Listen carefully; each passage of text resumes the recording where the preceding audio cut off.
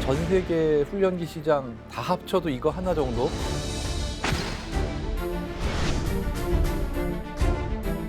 전 세계 어느 국가도 단일 기종을 1000대씩 보유하는 나라는 없어요.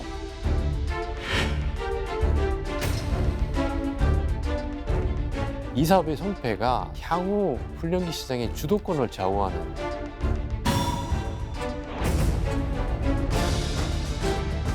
이 정도로 값을 후려치면은 중국제도 못 맞추지 않을까 싶은.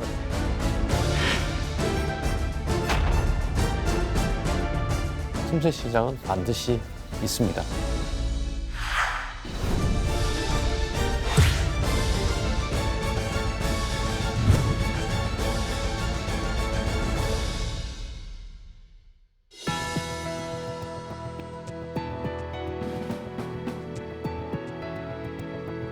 여러분 안녕하십니까? 첨단 국가의 초석, 방위산업의 라미경입니다. 오늘은 지난 시간에 이어 한국 방위산업계의 히트 상품 T50 계열의 수출 성과에 대해서 알아보겠습니다. 생생한 말씀 듣기 위해 T50 수출 주역 두 분과 방위산업 전문가 한 분 모셨습니다. 먼저 삼성항공 시절부터 현재 카이에 이르기까지 국산 항공기 개발과 해외 수출 업무를 이끌어오신 이봉근 고문님 모셨습니다. 안녕하십니까, 이봉근입니다. 역시 카이에 근무하시며 T50 체계 개발과 해외 수출 사업 현장에서 활약해 오신 분이시죠. 신동학 실장님 자리하셨습니다. 안녕하십니까, 신동학입니다. 마지막으로 월간 플래튼의 홍희범 편집장님 나와주셨습니다.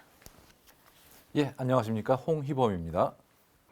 지난 2018년 9월 미 공군의 차세대 고등훈련기 선정 경쟁에서요. T50은 아쉽게도 고배를 들고 말았습니다. 역사에 가정법은 필요 없다는 격언도 있지만요. 이 사업만큼은 그때 우리가 좀 승리했다면 어떻게 됐을까? 미 공군 훈련기로 T50이 선정됐다면 아마 우리가 얻을 이익은 굉장히 컸을 것이다라는 상상을 자꾸 되뇌이게 하게 됩니다. 그만큼 크고 중요한 시장이었고 우리 역시 최선을 다한 도전이었는데요. 오늘은 그 과정을 하나하나 분석해가며 우리 항공기 수출 경쟁력을 강화할 지혜를 모아보겠습니다. 실장님. 이제 오늘 주로 이야기를 나눌 미 공군의 이제 고등훈련기 획득 사업이 흔히 이제 TX 프로그램이라고 부르기도 하는데요. 그렇습니다. 이 사업이 전개된 배경에 대해서 좀 설명해 주시고요. 대체 어느 정도의 규모의 사업이 있는지 이제 궁금하고요. 특히 이제 TX 프로그램에 관련돼서는 오늘 이제 처음으로 좀 다뤄보기 때문에 우리 시청자들의 이해를 돕기 위해서 좀 쉽게 좀 설명을 좀 주시죠. 예, 미 공군의 고등훈련기는 T-38로 약 50년의 기량을 가지고 있는 오래된 항공기였습니다. 훈련도 잘 해왔지만 사고 이력도 많았고 최근에 50년이란 기량 때문에 상당히 안전성에 문제가 좀 되는 부분들이 있었습니다.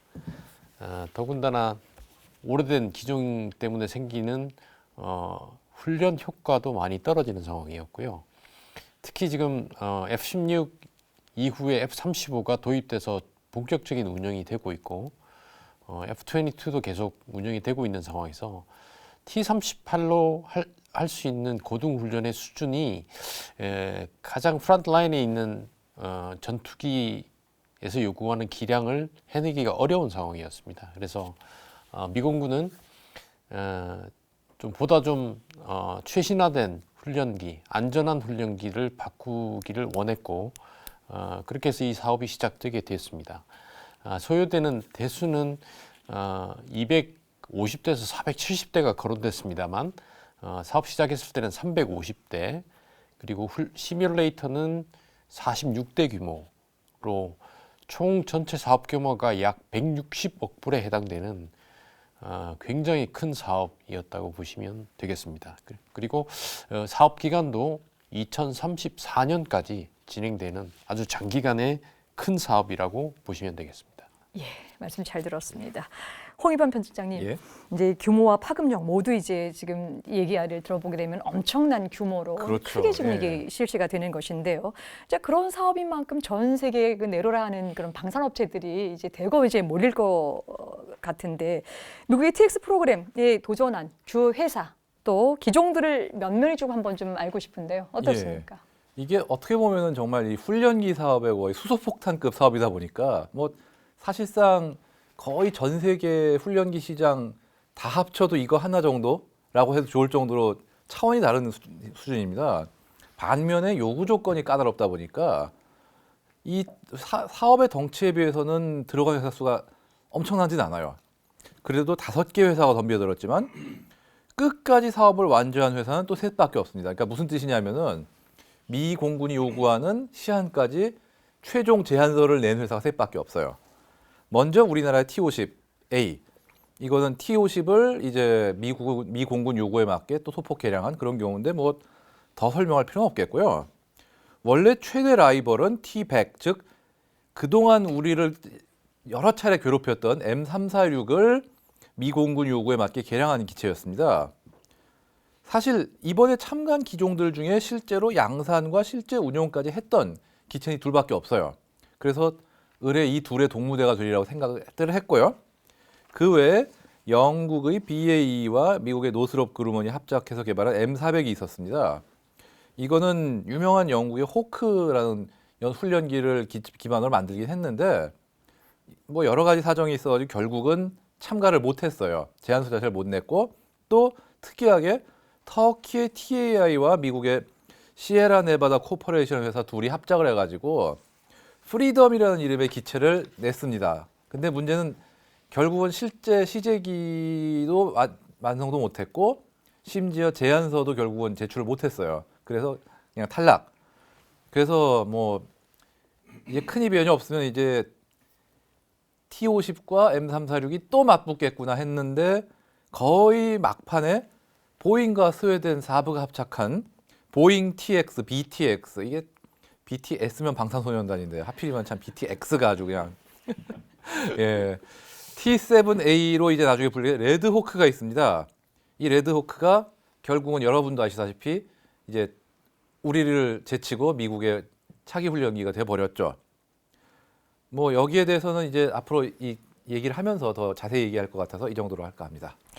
그렇군요. 미국의 TX 프로그램에 대한 이 전 세계 방산 업체에 대한 이들의 관심의 정도가 굉장히 뜨겁다라고 하는 것들도 지금 알 수 있는데요. 사실 이 TX 프로그램의 진행 상황은 몇 년 동안 전 세계 이 방산 시장에서 굉장히 뜨거운 이슈가 됐었습니다. 이 결과가 나오기 전부터 수많은 예측과 기대가 쏟아져 나오게 되고요. 과연 미국은 어떤 선택을 할 것인가라고 하는 것에 관심이 모아졌었습니다. 이범근 고문님. 이 전 세계의 방위 산업과 이 군사 이 전문가들이요, 이 TX 프로그램에 이렇게 그토록 관심을 집중했던 핵심적인 이유가 뭡니까? 미국은 아시다시피 뭐 군사력 측면에서 그리고 공군력 측면에서도 그다음에 무기 수출 측면에서도 압도적으로 1위예요, 전 세계. 예를 들면 이런 거죠. 2017년 기준으로 했을 때 미국 공군력 증강에 쓰이는 예산이 우리나라 전체 국방비 예산의 80%를 상회해요. 이 TX 프로그램도 그러다 보니까 최소 350대에서 최대 1000대까지 소요가 창출될 것이다라고 예측을 하는 이유가 이런 겁니다. 즉 전 세계 어느 국가도 단일 기종을 1000대씩 보유하는 나라는 없어요. 미국이 유일하죠. 또 다른 의미로 보면은 이렇게 다량의 항공기를 생산을 한다라고 하는 거는 그만큼 또 경제적인 효과도 있는 거예요. 운용 유지비가 또 많이 떨어지죠. 생산비도 떨어지고. 그러니까 항공기 단가도 내려가고 그다음에 운영을 하는 데 있어서 그만큼 적은 예산으로 효율적인 운영이 가능하다는 얘기죠. 이거는 하나의 표준을 만드는 거죠. 전 세계 고등훈련기 시장에 있어서 하나의 표준이 생성된다고 보시면 되는 거죠. 그래서 많은 경쟁자들이 이 사업에 대해서 오래전부터 눈독을 들였고 승리하기 위해서 수많은 노력을 기울였던 거죠. 이렇게 보시면 될 것 같아요. 가장 간결하게 주셨죠. 단위나 규모가 크다. 경제력에 집중할 수 있다라고 하는 부분들 말씀 주셨는데요. 혹시 실장님은 어떻게 보십니까? 향후 전 세계 훈련기 시장의 규모가 2,000대에서 3,000대 정도를 봅니다.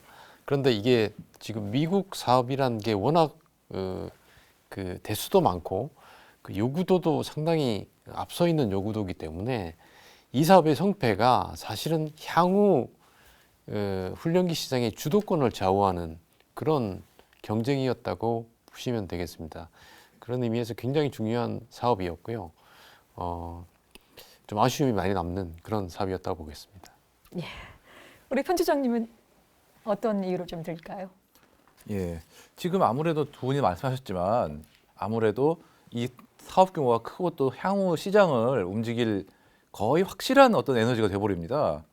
뭐 특히나 미 공군이 보유하고 미국에 생산하는 기체면은 FMS 즉 그 대외 군사 판매 프로그램을 통해 가지고 판매가 되기 때문에 이럴 경우 미국의 우방국들이 굉장히 자연스럽게 그걸 선택할 가능성이 높아요. 그렇게 되면은 뭐 향후에 해외 판매는 거의 상당한 대수가 쉽게 해서 미국이 350대 산 걸로 끝나는 게 아니라 거의 미국 좀 과장해서 얘기하면 미국이 사가는 거에 가까운 숫자가 더 팔릴 거다 해외에 그렇게 보면 되거든요. 지금까지 우리 뭐 M346과 T-52 지금 합쳐가지고 뭐 100대, 120, 110대 뭐 이 정도를 팔았지 않습니까? 근데 이거 하나로 당장 미국하고 해외 시장 합쳐가지고 그 뭐 몇 배 시장이 나오면은 정말 성공한 입장에서는 뭐 그야말로 이보다 더 좋을 수가 없는 거고 반대로 실패한 입장에서는 정말 참 아쉬운 거죠. 지금 이제 세 분 말씀 이제 종합을 해 보면 어쨌든 대수로는 350대에 불과할 수 있으나 이 이후에 연결되어 수 있는 그런 부분이 굉장히 크다라고 하는 걸로 좀 정리를 하겠습니다. 세 분 말씀 잘 들었습니다. 여러분께서는 지금 첨단 국가의 초석 방위 산업을 시청하고 계십니다. 미국의 고등훈련기 교체 사업 TX. 미 공군이 1959년부터 사용해온 노후 훈련기 T-38을 2024년부터 2034년까지 전면 교체하는 사업이다. 350대의 훈련기와 지상훈련 시스템, 정비시설 등 부가 계약을 포함해 애초 미 공군이 예상한 총 사업비는 197억 달러, 우리 돈 21조 8천억 원에 이르는 초대형 사업이다. 한국항공과 로키드 마틴 컨소시엄이 개발한 T-50A는 TX 사업을 따낼 강력한 후보로 평가됐다. T-50이 개발 착수 단계부터 T-38 대체 사업을 노리고 있었으며 실제 미국이 초음속의 고성능 훈련기를 획득할 것이라는 정보에 따라 유일하게 초음속을 채택하기도 했다. 무엇보다 한국 공군에 배치돼 실제 운용으로 그 성능이 입증됐고 인도네시아, 태국, 필리핀 등에 수출되고 있다는 점도 강점으로 평가됐다.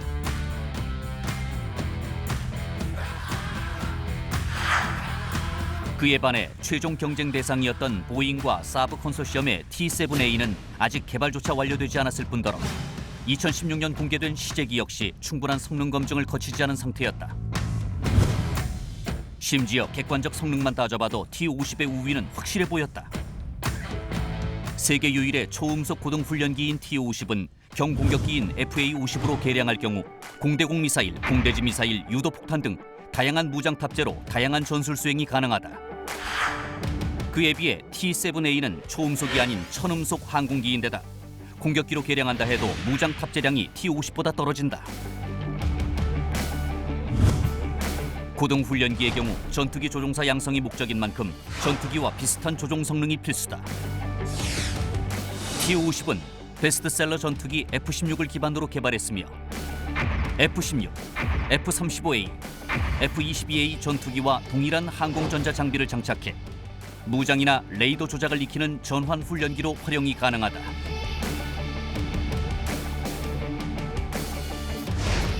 이처럼 어느 것 한 가지 손색이 없었지만 미 공군의 선택을 받은 최후 승자는 T-50A가 아닌 T-7A였다.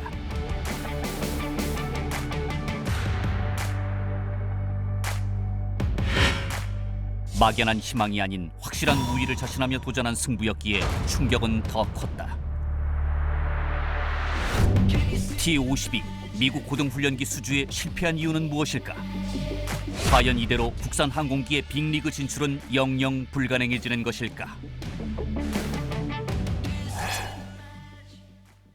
네, 첨단 국가의 초석 방위 산업. 오늘은 T-50 고등 훈련기의 미국 시장 도전 과정에 대해서 이야기 나누고 있습니다.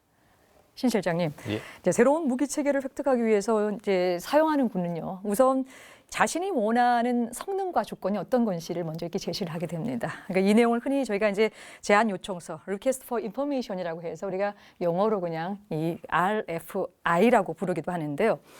이 TX 프로그램을 돌리는 그 당시에 미국 공군에서 제시한 이 RFI 주로 어떤 내용이었습니까?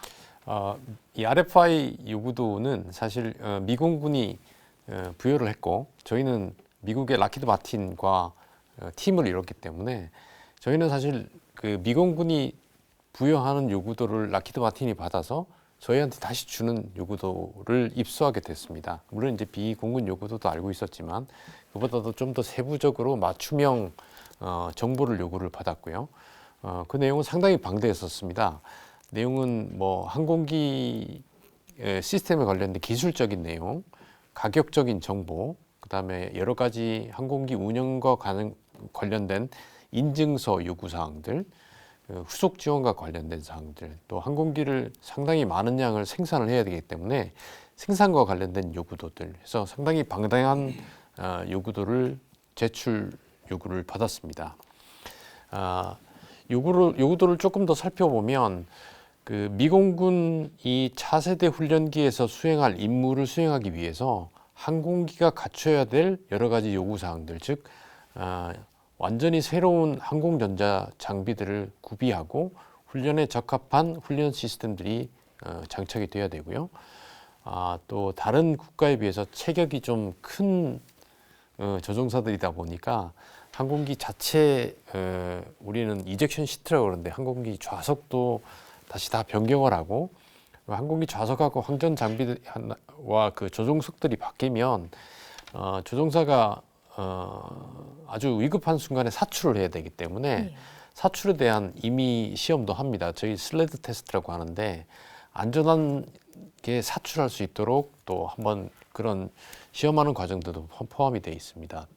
아울러서 항공기를 미국 내 업체에서 생산을 해야 되기 때문에 저희는 락히드 마틴과 협력으로 해서 사우스캐롤라이나의 생산 시설을 구비하고 현지에서 항공기 시제기를 생산하고 비행 시험하고 인증받는 내용으로 요구사항을 부여받아서 거기에 대한 제안을 제출했습니다.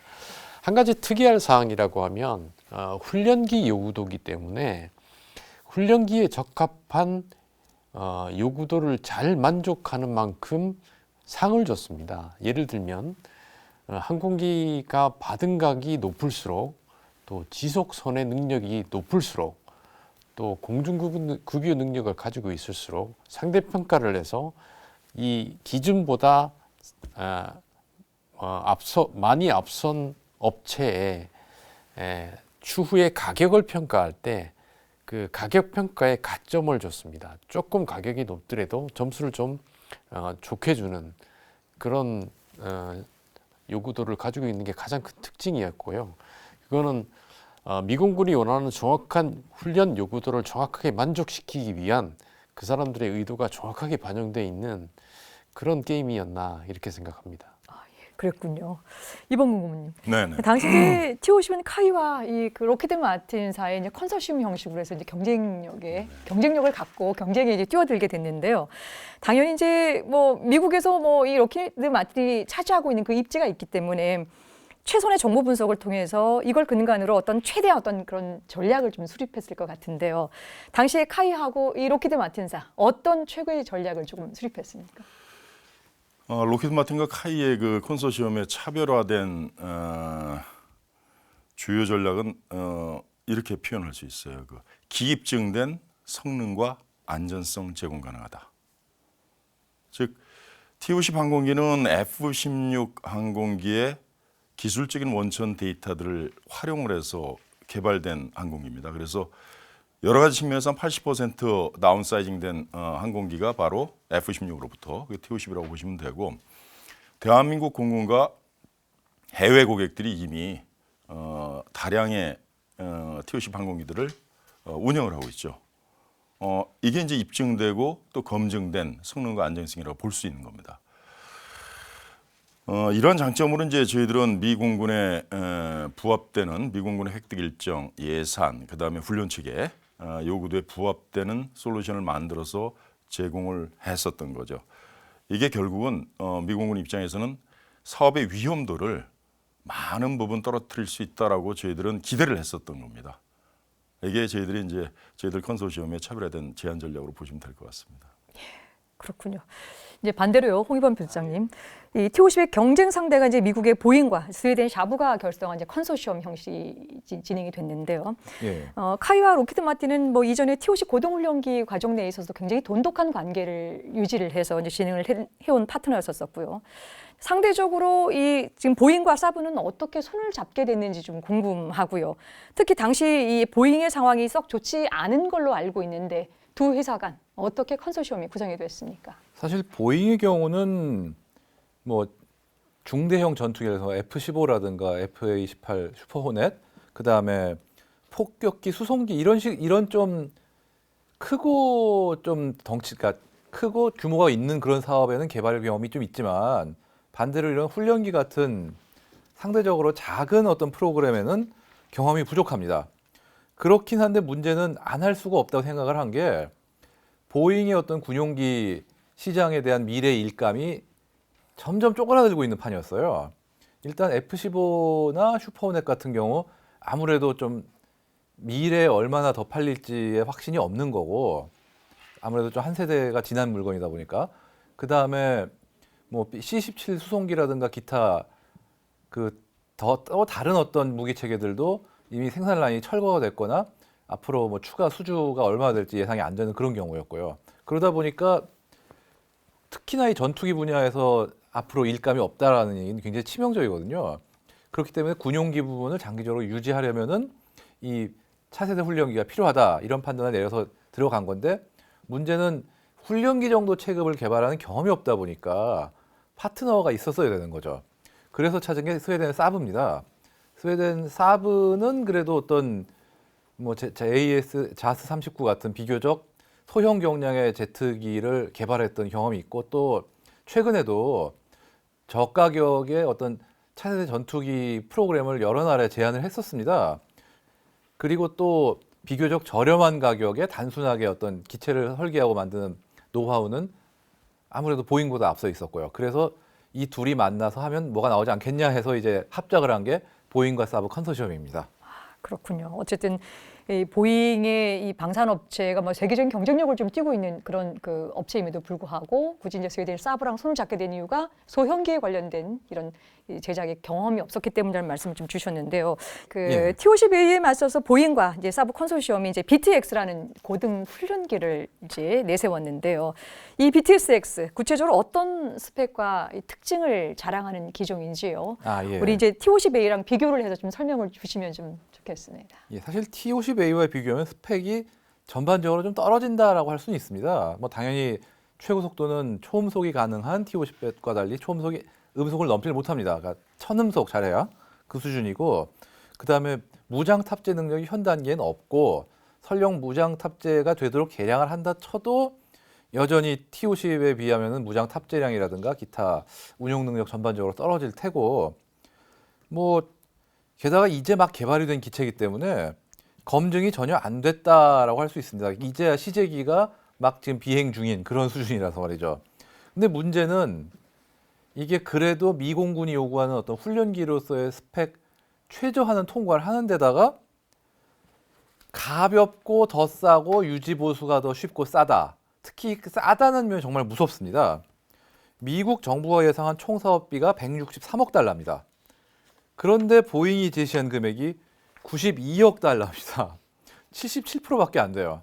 지금 이 정도로 값을 후려치면은 솔직히 T-50이든 M346이든 어느 기체도 당하기 힘듭니다. 거의 뭐 중국제를 갖다 놔야지나 될까 말까. 솔직히 중국제도 못 맞추지 않을까 싶은 그런 금액이에요. 이 가격 아니었으면 솔직히 T7에 점수를 줄 이유가 없습니다. 사실 아까도 말씀드렸지만 T-50 같은 경우는 아마 성능상으로 받은 가점이 제법 있었을 거라고 생각을 해요. 근데 그 가점에도 불구하고 T7A가 됐다는 거는 정말 이 가격 조건이 도저히 뿌리치기 힘들 정도로 강력한 유혹이었다. 그렇게 저는 생각을 합니다. 그렇군요. 어쨌든 지금 이제 스펙이나 또 성능으로 봤었을 때는 그 BTX가 이 T-50A에 훨씬 더 미치지 못한다라고 하는 걸로 지금 정리를 좀 하겠는데요. 사실 이제 우리 T-50이 미 공군 차세대 고등훈련기 최종 후보에 올랐다라고 하는 것, 뭐 그것만 하나로도 굉장히 큰 성과라고 이제 할 수가 있을 텐데요. 게다가 이제 언론에서 굉장히 희망적인 이런 예측들을 지속적으로 이제 보도를 했기 때문에 많은 국민들이 이제 기대를 하기도 했습니다. 하지만 미 공군은 T-50A 대신에 BTX를 선택을 했습니다. 이제 오늘은 그 이유를 다각적인 시각에서 이제 분석을 하고 이거를 바탕으로 해서 앞으로 추후 어떻게 갈 것인가라고 하는 거에 대한 지혜를 좀 모아봐야 되는데요. 이제 먼저 이제 두 기종의 성능에서 그 원인을 또 찾는 부분도 있었습니다. 근데 결과 발표 후에 모두 놀라게 했던 것은 결국 이제 자료상에 나타나는 이 보잉과 이 사브가 제시한 가격 조건이었습니다. 이제 어떤 전문가는 정말 현실성 없을 만큼 정말 반값으로 가는 그런 내용이다라고 이제 그 비평을 이제 많이 좀 하기도 했었었는데요. 이제 개인마다 느끼는 차이가 조금씩 다르겠지만요. 결국 또 한 번 등장하게 되는 것이 스펙과 가격 문제가 다시 한번 이 TX 이 프로그램에서 지금 나온 건 아닌가 생각을 해볼 수가 있습니다. 자, 그렇다면 미 공군의 선택을 좌우한 핵심 요인이 어떤 것인가를 오늘 이제 나와주신 세 분께서 좀 보다 면밀하게 좀 이 부분을 좀 지적을 해주시기를 좀 부탁을 드리겠습니다. 먼저 우리 이봉근 고문님께서 시작해 주시죠. 네, 아마도 그 두 항공기는 모두 미 공군의 어떤 요구도, 예산, 훈련 요구도 이런 데는 다 만족했을 걸로 보여요. 하지만 이제 미 공군의 선택은 어쨌든 보잉 사브팀의 BTX를 선정을 했죠.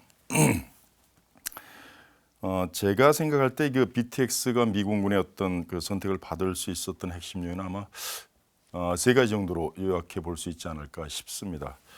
첫 번째는 뭐니 해도 돈입니다. 사업비용이 충분히 있었는데도 불구하고 그보다 훨씬 낮은 가격을 제시해서 선택이 됐던 거예요. 이거는 뭐 부정할 수 없는 이유라고 봐요.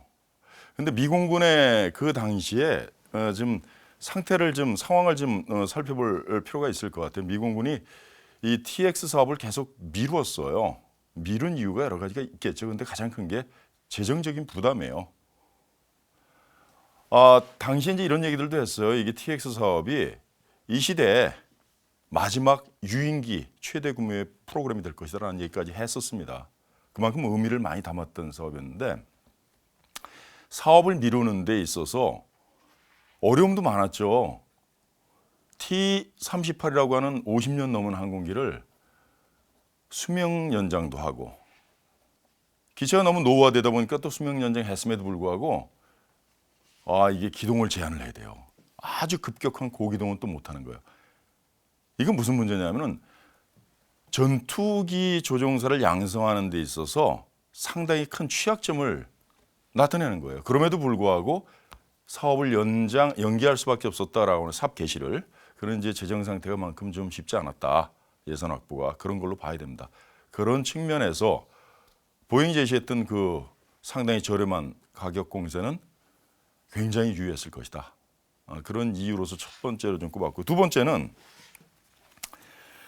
우리 T-50A가 사실 기검증되고 입증된 성능과 안정성이라고 하지만은 사실 벌써 개발이 상당히 오래됐어요. 1997년도에 체개발 착수한 이후에 2005년도 12월 달에 대한민국 공군에 초기가 납품되고 지금 2020년 아니겠습니까? 그러면 이미 20여 년 됐다는 거죠. 그래서 이 오래된 타입의 항공기를 미 공군 입장에서 봤을 때는 BTX라고 하는 새로운 항공기에 견주어서 봤을 때 BTX는 새롭게 진화적인 발전 가능성을 염두에 둔 선택이 아니겠느냐.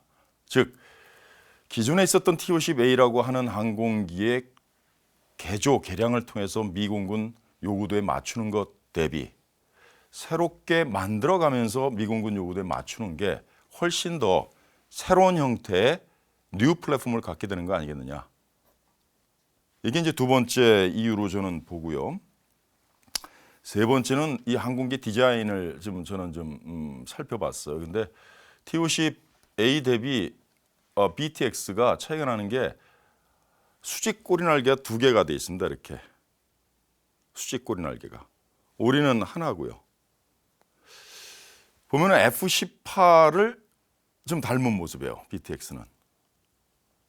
우리 T-50은 F-16을 닮은 모습이고 시각적으로 봤을 때도 또 엔지니어링 관점에서도 그렇고 다소 좀 안정적인 느낌을 고객한테 준다라는 생각을 갖고 있습니다. 그래서 저는 이렇게 세 가지 정도가 미공군이 BTX를 선택한 핵심 요인이 아닐까 이렇게 생각을 해봅니다. 그냥 저는 단순히 이 가성비 대비 가격으로만 지금 이제 알려진 것을 알고 있었었는데 실질적으로 뭐 재정적인 부분뿐만 아니라 BTX의 어떤 진화 가능성이라고 하는 부분들 또 디자인이라고 하는 부분들도 또 새롭게 좀 지적을 해주셨습니다. 이번에 신동학 실장님께서. 예, 가격에서 상당히 우세를 가졌고 보잉이 그런 낮은 가격을 제시할 수 있었던 건 단순히 보잉이 많은 항공기를 운영하고 있고 그만큼 바잉 파워가 크기 때문에 그랬다고 치부해버리기는 조금 무리가 있는 부분이 있습니다. 조금 세부적으로 말씀을 드리면 인정하긴 싫지만 보잉이 T-50에 대비해서 상당히 혁신적인 제안을 많이 한 걸로 이후에 뭐 소문을 통해서도 그렇고 제안을 확인한 사람을 통해서 전해 들은 게 있었습니다. 예를 들면 항공기 많은 수의 양의 항공기를 현지에서 제작을 해야 되는데 저희 항공기를 제작을 하려면 그 항공기를 정밀하게 제작하고 조립하고 최종 시험을 하기 위해서는 엄청난 양의 치공구라는 게 들어갑니다. 항공기 자체 말고도 생산을 위해서 들어가는 공구들이 상당히 많습니다. 제가 듣기로는 이 부분에 있어서 보잉은 굉장히 혁신적인 방법으로 굉장히 정밀한 생산 방법을 개발을 했고 거기에 따라서 많은 양의 치공구, 생산을 위한 공구들을 다 제거를 해버렸습니다. 이게 뭐 10대, 20대 같으면 큰 차이가 안 났겠지만 무려 300대 이상의 생산을 한다고 보면 벌써 그쪽에서 차이가 많이 난 걸로 알고 있고요. 또 한 가지 특이할 사항은 보잉에서 훈련기들 만들면서 3D 프린팅 기능을 접속을 했습니다. 그래서 난삭이나 가공이 힘들거나 컨트롤가 아주 힘든 부품들은 아예 3D 프린팅 개발 적용 기법을 적용해서 대량 생산을 쉽게 할 수 있도록 했고 복합재 적용을 아주 최대화해서 재료비를 낮춘 부분들 이런 부분들이 사실은 굉장히 기존의 틀을 깨는 혁신적인 방법으로 접근을 했기 때문에 향후 30년을 운영할 수 있는 비행기의 사용자 입장에서는 굉장히 설득력 있는 제안이 되지 않았나. 그래서 그런 혁신적인 방법이 저희들은 좀 아쉬운 부분이었다. 이렇게 정리하고 싶습니다. 예. 지금 이제 신동학 실장님 말씀 들어보면 아프지만 우리가 뼈 아프게 좀 받아들여야 될 이제 지점이라고도 볼 수가 있을 텐데요. 어쨌든 이 치공구나 아니면은 그 새로운 어떤 뭐 4차 산업혁명을 도입해서 혁신할 수 있는 부분들에 있어서의 준비가 보잉이 어쨌든 우리 쪽보다는 좀 앞서서 미국 측의 입장에서 조금 더 큰 메리트가 좀 있었다라고 하는 걸로 좀 정리를 좀 하겠습니다. 이번엔 홍익원 편집장께서. 예, 이게 물론 기술도 가격도 여러 가지 요인이 있지만 정치적인 어떤 영향도 무시는 못할 거라고 생각합니다. 일단 그 전부터 하던 얘기가 이게 지금 전투기 분야에서 록히드 마틴이 거의 독식을 했지 않습니까? F-16도 그렇고 F-22도 그렇고 F-35도 그렇고 이런 상황에서 지금 이 T-50까지 가면 결과적으로는 미 공군의 전투기 및 소형기체 사업을 거의 록히드 마틴이 독식을 하지 않느냐. 그러니까 웬만하면 록히드 마틴은 좀 안 했으면 좋겠다라는 그런 기류가 없진 않았다고 하더라고요. 근데 또 거기에 더해가지고 마침 그 시기에 대통령이 된 트럼프가 하필이면은 그 F-35와 관련해서 록히드 마틴을 굉장히 맹비난을 하고 반대로 보잉을 감싸는 듯한 어떤 그런 발언을 많이 했고 실제로 지금 현재 미 공군에도 지금 보잉 쪽 아마 좀 장관 대행이 아마 보잉 전 사장인가 그럴 걸로 알고 있습니다. 이런 식으로 어떤 보잉의 입김이 좀 닿은 부분이 없지 않나라는 얘기도 있고요. 어쨌든 물론 그것만으로 한 건 아니지만 어쨌든 정치적으로는 어떤 분위기 면에서 보잉의 입김이 좀 있었던 것도 사실이고 그런 상황에서 문제 이렇게 가격과 기타 여러 가지 조건을 좋게 제시하면은 뭐 거의 어떻게 저항을 하기 힘든 수준으로 정말 된 게 아닌가 그런 생각을 합니다. 그렇군요. 세 분 모두 다 뭐 저렴한 가격으로 또 혁신적인 기술로 또 트럼프 대통령이 갖고 있는 정책 결정자로서의 어떤 정치적 입김 이런 것들이 복합적으로 작용을 했다라고 하는 걸로 이 정리를 좀 하겠습니다. 그러나 이제 가장 중요한 질문은요, 왜 기회를 놓쳤냐라고 하기보다는 그래서 앞으로 어떻게 할 것이냐라고 하는 거에 저희가 이제 조금 집중을 좀 해야 될 것 같은데요. 이 TX 프로그램 참여 경험을 통해서 우리가 정말 앞으로는 좀 놓치지 말아야 될 경험이라고 한다면은 어떤 것들을 뼈 있게 우리가 좀 되새겨야 될지를 한번 정리하겠습니다. 우리 홍익범 편집장님께서 말씀 주시죠. 뭐 결국은 다 하는 얘기지만 뭐 끝날 때까지 끝난 게 아니다라는 말도 있지만 어쨌든 설령 미국의 TX 프로그램이 끝났다고 하지만 사실 결국은 또 미 공군에서 소량이지만 지금 T-50을 훈련에 도입하겠다 이렇게 얘기하고 있지 않습니까? 이게 또 작은 기회라도 추가적인 기회가 될 수 있을 거라고 생각하고요. 뭐 미국이 제 개인적으로 BTX를 T7을 포기하고 뭐 T50을 새로 간다 이런 건 비현실적일지 몰라도 뭐 T7A가 납기가 지연돼서 그 틈을 메꾸기 위해서 하다못해 뭐 10대라도 더 산다 사실 이게 엄밀히 따면 사는 것도 아니고 임대 운용이지만 뭐 이런 식으로라도 추가 운용을 할 가능성은 충분히 있다 보고요. 그다음에 뭐 앞으로 해외 시장에서도 어떤 이 다목적 공격기 겸 경전투기로서의 역량을 가진 건 어떻게 보면은 T-50이 제일 확실하기 때문에 그 역량에 집중을 해서 이제 수출에 힘을 쏟을 수밖에 없다 그렇게 생각을 합니다. 그렇군요. 이번에는 우리 신동학 실장님께서. 예, BTX가 새로운 기체고 T-50이 오래된 기체이기 때문에 미공군이 단순히 그것만으로 결정을 한 건 아닐 겁니다. T-50도 여러 국가 또 특히 한국 공군을 통해서 훈련 효과가 입증된 항공기이기 때문에 충분히 BTX에 대비해서 그 안정적인 선택을 받을 수도 있었음에도 불구하고 조금 아쉬웠던 점은 아까 말씀드린 혁신이라는 부분이었었는데 결국 혁신이라는 것은 이 항공기의 확장성과도 연계가 된다고 보면 되겠습니다. 조종사 훈련의 트렌드는 계속해서 바뀌고 있고 또 조종사가 기량을 닦아서 앞으로 타야 될 전투기의 트렌드도 계속 바뀌고 있습니다. 그래서 훈련기를 보다 다양하게, 보다 발전적인 훈련 목적에 맞게끔 다양하게 쉽게 맞춰 나갈 수 있는 확장성을 가지는 게 가장 중요하다고 생각하고 그 확장성을 위해서는 기존의 틀에서 좀 벗어나는 좀 혁신적인 방안이 적용이 되어야 될 것 같습니다. 그러기 위해서는 항공기를 개발할 때부터 보다 적극적으로 보다 혁신적으로 향후 확장성을 고려를 해서 수출을 염두에 둔 개발이 좀 진행이 됐으면 좋겠다 이렇게 봅니다. 우리 이제 실장님께서는 지속적으로 어떤 확장성을 대비해서 혁신이라고 하는 부분에 또 이제 방점을 좀 찍어줘야 된다라고 하는 것을 벌써 지금 두 차례 계속 이제 그 강조를 좀 해주시는데요. 이번에 우리 이범근 고문님께서는. 네.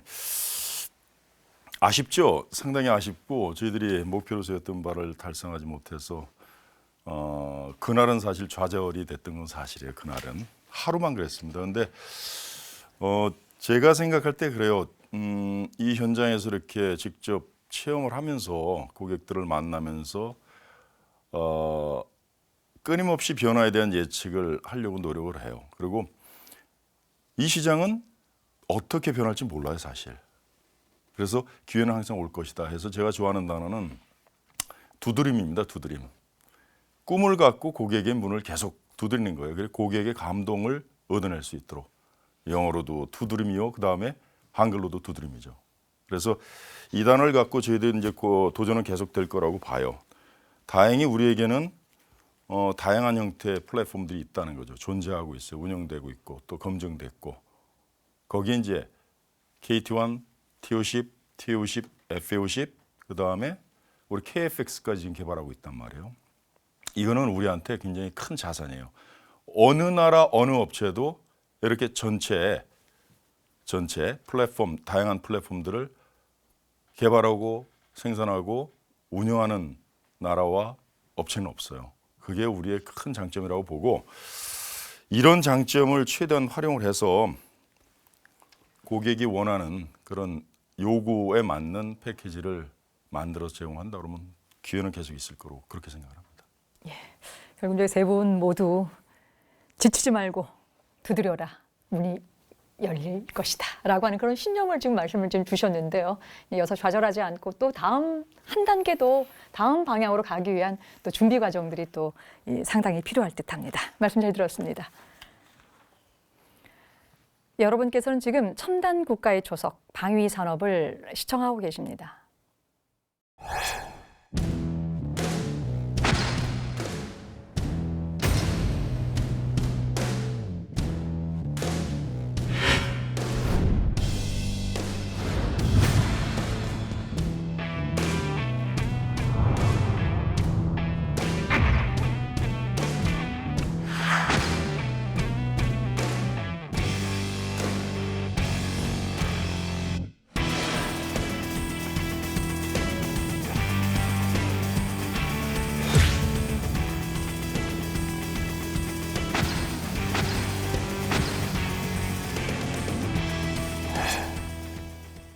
네, 화면 잘 봤습니다.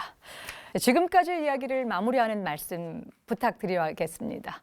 굳이 이제 지금까지 이야기라고 말씀을 드리는 이유는요. 이 T-50을 포함해서 우리 국산 항공기의 수출 역사가 아직 출발 단계일 뿐이고요. 앞으로 가야 할 길이 더 창창하기 때문입니다.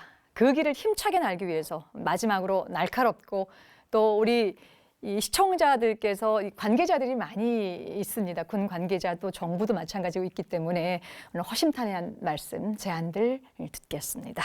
먼저 우리 홍익원 편집장님께서 시작을 해주시죠. 예, 사실 지금 T-50 및 FA-50이 계열 기체가 참 완성도가 높고 우수한 기체인 건 사실이지만 그래도 이것도 상품이라 시간에 따라서 경쟁력을 높이기 위해 꾸준히 개량을 해야 됩니다. 지금 이것도 마찬가지고 사실 지금 경전투기 및 경공격기로서 지금 각광을 받고는 있지만 그럼에도 불구하고 이게 전투기로서 아쉬운 측면이 확실히 있는 건 사실이거든요. 특히 지금 레이더를 갖추고 첨단 지금 항전 장비를 항전 시스템을 갖추고 있는 상황임에도 불구하고 지금 그 역량을 100% 활용하지를 못하고 있는 상황이에요.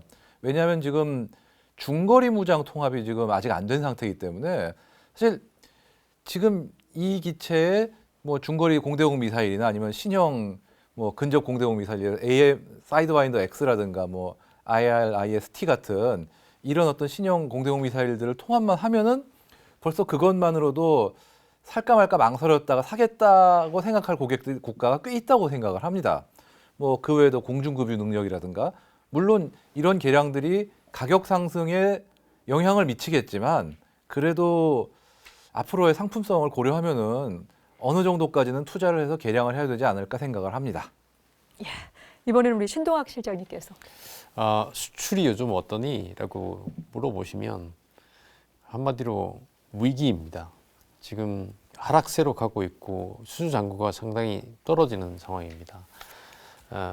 미국 사업 이후로 훈련기에 대한 주도권을 좀 놓친 상태고요.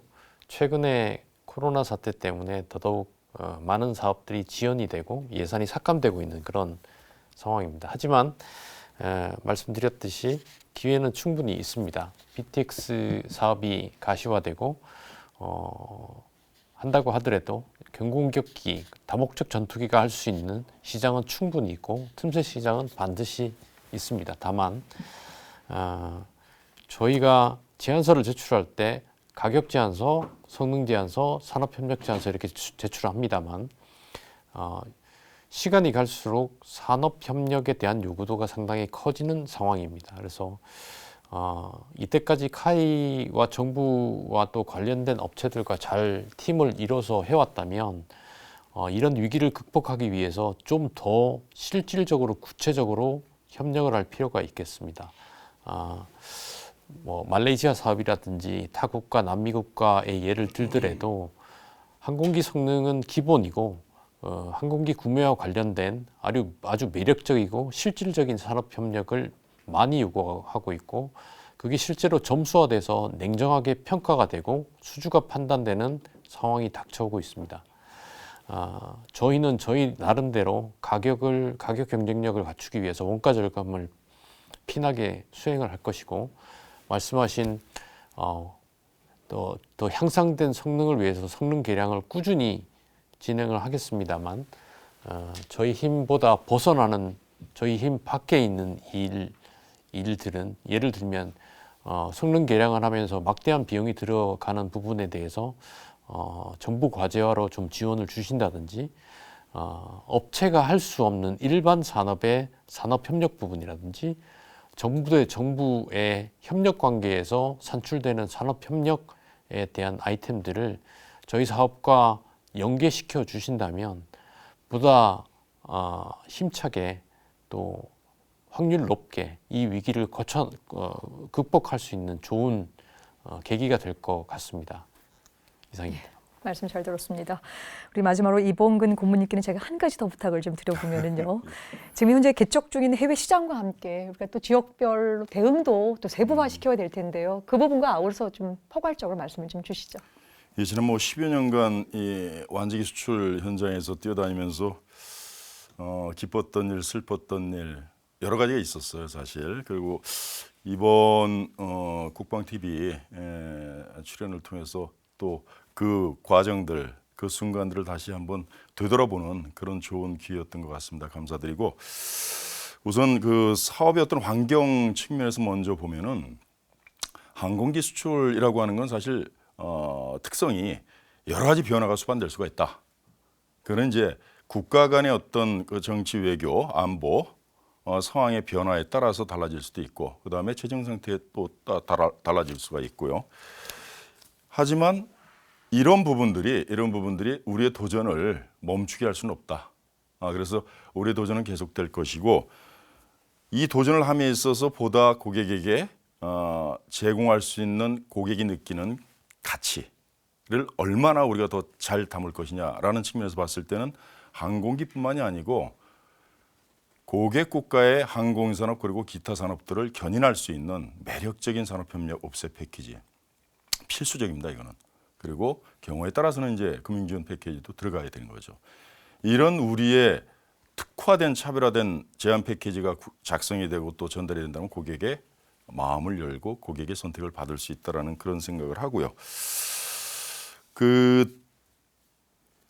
우리가 지금 개척 중인 국가들은 또 이렇게 볼 수 있어요.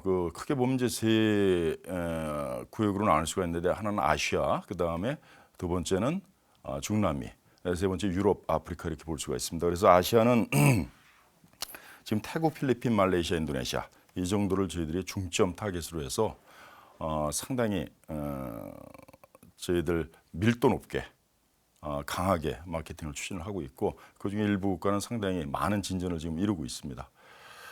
그리고 중남미에서는 이제 콜롬비아, 멕시코, 페루, 아르헨티나가 우선적으로 저희들의 손에 들어와 있는 그런 국가들로 볼 수가 있어요. 그래서 그 중에 한 2개 국가는 지금 굉장히 적극적으로 진행이 되고 있고요.